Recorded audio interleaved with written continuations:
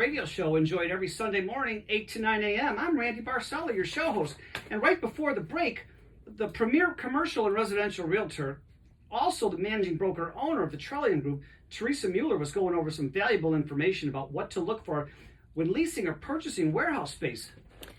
Good morning. Thanks again, Randy. So what we talked about is how there's a lot more online sales and that location is very important. And what you'll find, especially in Chicagoland area for warehouse space, is you tend to have, for example, a lot of warehouse usage near transportation hubs, like O'Hare Airport. You'll see Elk Grove Village, Bensonville, Franklin Park, tons of warehouse space there, which that may or may not make sense for your business. So you can say location, location, location, but if you're not a national distributor, it might make sense to be farther out in the suburbs, depending on what your business need is. Another consideration is size, right? How much stuff are you going to be storing, distributing? And one thing that you have to consider is what sort of growth do you anticipate with your business? And if you think that you could potentially outgrow that space in a short period of time, one thing you might consider in putting in your LOI or letter of intent and putting in the lease is if you can sublet the space, because it might, especially if you're leasing. But if also, what I'm thinking about, because I'm on the expressways all the time, how much dock space do you need for loading and unloading for how many trucks? 10, 20, 30 spaces? Yep. So you have the size considerations and dock. So in what kind of dock, right? Is it loading dock or drive-in dock? Right? So you have to decide what makes sense for your business and how much you're turning. And turns, that's another big thing. In fact, trends, what you're going to see is warehouse, it's less about storage these days and more about turning it over, because when you buy on Amazon, you're like, yeah, I want it in 2 hours, right? So how is that going to happen? It's going to have to come from a warehouse that can do quick turns and get it to your house. Another thing is ceiling heights, right? So the old warehouse space had really low ceiling heights. Now it's much higher because they can utilize it in a better way. And I'm not even going to talk about management systems, because that's what, one of the ways that we can utilize different heights and within a warehouse. And then climate control. Actually, this is a good point, because recently I just helped a client who is in food distribution, and it doesn't need to be necessarily cold, but it does have to be room temperature. And they did have some office space in portion of the warehouse, but then the rest of it was not cooled. So come summer months, they're probably going to want that product cool if they want it close to the 70 degrees. So even though it didn't come and they needed to get in there quick, what we did is we put in the lease that they couldn't, at their own expense, put in a cooling situation. But sometimes it might make sense for the whole facility to be cooled. It depends on what your product is. Produce and frozen foods. Yeah. It has to be in a cold, chilled place, because it's going right from the cold, chilled warehouse into the cold, chilled truck. And so you have a variety of variables that you're going to think about. And then another thing to consider is, should you purchase or lease if you're going to be the user?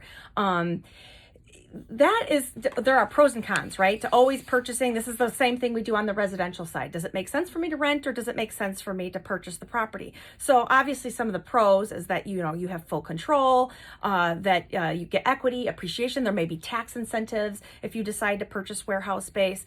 And then of course, similar cons, right? That there's a huge upfront cost, and maybe you need that money to get your business I just going. thought about something. Don't you need a property manager to make sure the utilities are on every day? Typically for it, again, it depends, right? You could have your own space and you can either manage it yourself, or you can hire someone to manage the space. It all just depends on what makes sense for your business. And actually that's something that I do help some clients with, is at least an initial financial analysis to say, does it make sense to purchase, to lease, to sell? Sometimes you're in a space, should I sell it and rent back to myself? And if you're just tuning in, you're listening to the Real Estate Revealed radio show, enjoyed every Sunday morning, 8 to 9 a.m. And this is Teresa Mueller. She's the premier commercial and residential realtor, and she's just highlighting what's going on right now in the market, what to look for when leasing and purchasing warehouse space. And so one of the examples I had before COVID happened, I was working with a couple different warehouse clients that they were looking to expand their business. So they outgrew their space, they owned their space, and they decided, you know what, it still makes sense. It was going to be very easy for them to either sell the space or lease it to someone else. So they said, okay, let's look for something to purchase.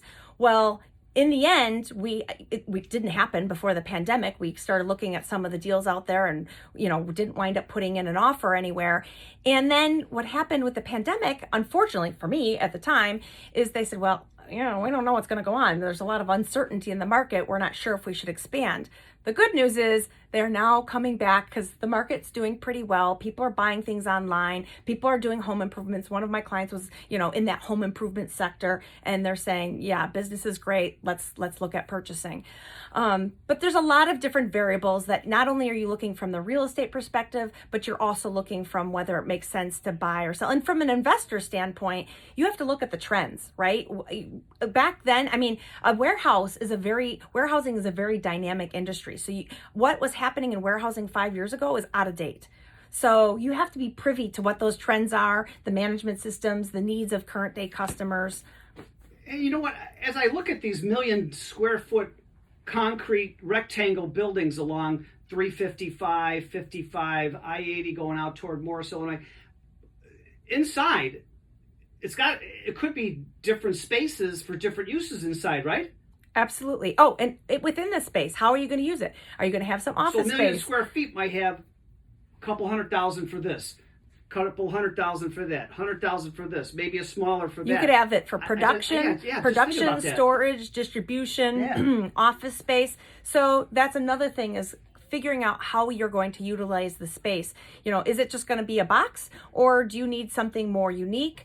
It's just so many things that you need to consider when, just like any real estate, what makes the most sense, and from a commercial standpoint, what makes the most sense from your business standpoint, and if you're an investor, what do you think is going to be readily rentable, and can the space be changed for future demands?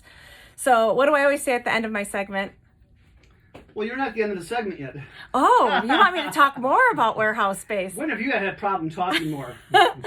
Well, actually, I would like to also mention one of my clients. So another thing is when I was looking at warehouse space, with this COVID, I am going out. I am happy to help clients who are seeking warehouse space to go and FaceTime for them, because a lot of people are still uncomfortable with going out. And even though it's a huge space, right? And I'll wear the hoop skirt if you want me to, but I will go out and FaceTime the properties and, do virtual tours if they need that when purchasing or leasing space, so that they can kind of get an idea of what's going on and not have that exposure if they're feeling uncomfortable. And how can somebody get a hold of you for all this great service? Well, you can contact me anytime, either through my webpage, Trellium.com, or you can text or call me at 630-715-9999. That's Teresa Mueller. And if you want, I've got videos of everybody on Facebook right now. Real Estate Revealed on Facebook. Just some great information. And if you want